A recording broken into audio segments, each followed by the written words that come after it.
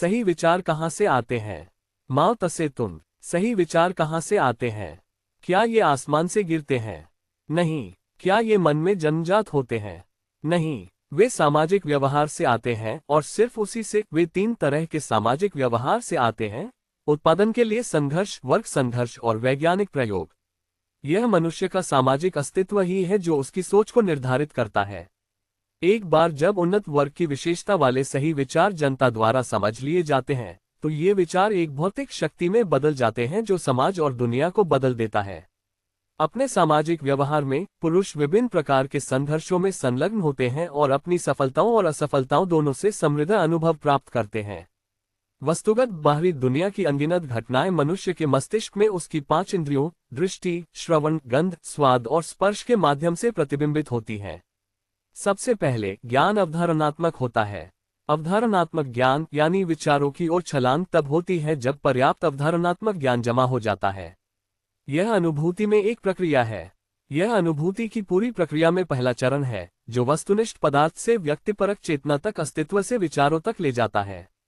किसी की चेतना या विचार सिद्धांतों, नीतियों, योजनाओं या उपायों सहित वस्तुनिष्ठ बाहरी दुनिया के नियमों को सही ढंग से दर्शाते हैं या नहीं, यह अभी तक इस चरण में साबित नहीं हुआ है, जिसमें ये पता लगाना अभी भी संभव नहीं है कि वे सही हैं या नहीं।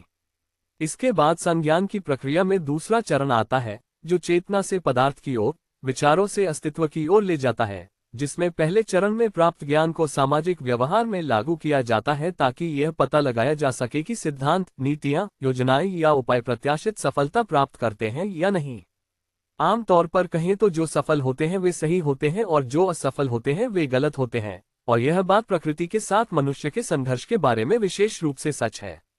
सामाजिक संघर्ष में उन्नत वर्ग का प्रतिनिधित्व करने वाली ताकतें कभी कभी हार जाती हैं, इसलिए नहीं कि उनके विचार गलत हैं, बल्कि इसलिए कि संघर्ष में लगी ताकतों के संतुलन में वे प्रतिक्रिया की ताकतों जितनी शक्तिशाली नहीं होती हैं, इसलिए वे अस्थायी रूप से पराजित होती हैं, लेकिन देर सबेर उनकी जीत तय है।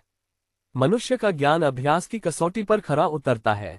ये छलांग पिछली छलांग से अधिक महत्वपूर्ण है, क्योंकि यह छलांग ही है जो ज्ञान में पहली छलांग की शुद्धता या अशुद्धता को साबित कर सकती है, यानी वस्तुनिष्ठ बाहरी दुनिया को प्रतिबिंबित करने के दौरान तैयार किए गए विचारों, सिद्धांतों, नीतियों, योजनाओं या उपायों की शुद्धता या अशुद्धता।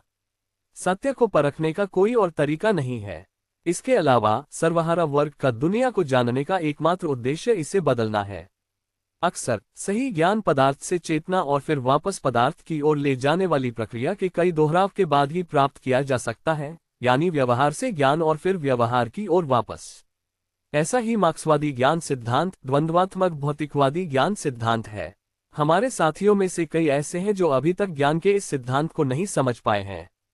जब उनसे उनके विचारों, मतों, नीतियों, तरीकों, योजनाओं और निष्कर्षों, वाक्पटु भाषणों और लंबे लेखों के स्रोतों के बारे में पूछा जाता है, तो वे सवालों को अजीब मानते हैं और जवाब नहीं दे पाते।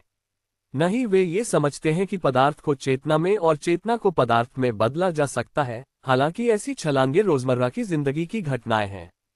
इसलिए हमारे साथियों को ज्ञान के द्वंद्वात्मक भौतिकवादी सिद्धांत में शिक्षित करना जरूरी है, ताकि वे अपनी सोच को सही ढंग से उन्मुख कर सकें, जांच पड़ताल और अध्ययन में और अनुभव को समेटने में कुशल बन सकें, कठिनाइयों पर काबू पा सकें, कम गलतियां कर सकें, अपना काम बेहतर तरीके से कर सकें और चीन को एक महान और शक्तिशाली समाजवादी देश बनाने के लिए कड़ी मेहनत कर सकें और हमारे महान अंतर्राष्ट्रीय कर्तव्य को पूरा करने में दुनिया भर में उत्पीड़ित और शोषित लोगों की मदद कर सकें।